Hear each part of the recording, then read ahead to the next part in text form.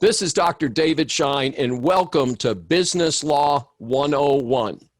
Now, again, unconscionability, and again, my joke is usually say that 3 times real fast, is there are 2 basic types of unconscionability.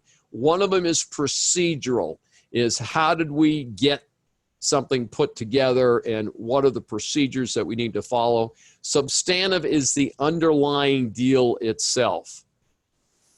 Again, as non-attorneys, you're usually not concerned about whether it's one or the other. One of the more controversial areas of contracting is what's called an exculpatory clause.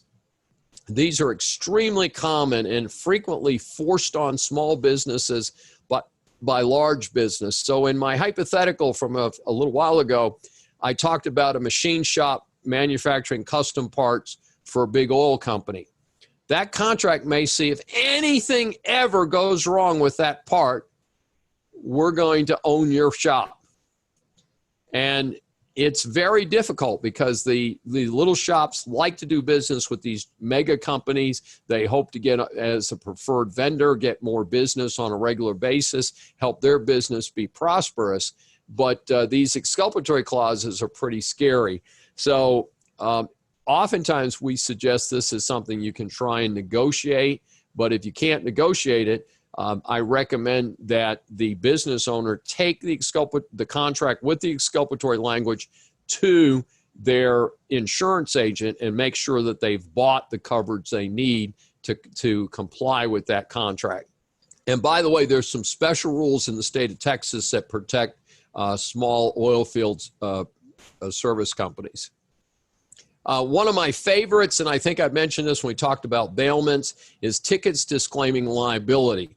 When you pull in a parking lot, you're going to pull a ticket. The ticket has fine print on the back that usually says, this is not creating a bailment. You just have a right to use a spot.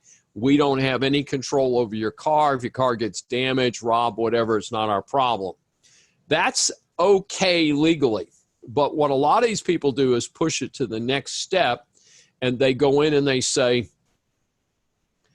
you're valet parking the car. We don't have any responsibility for your car, and that is legally wrong.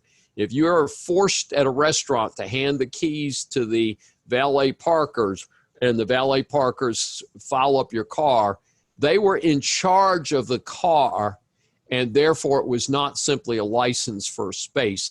They had the temporary use of the car, and they were sloppy, and they should be penalized. So it's a real interesting situation.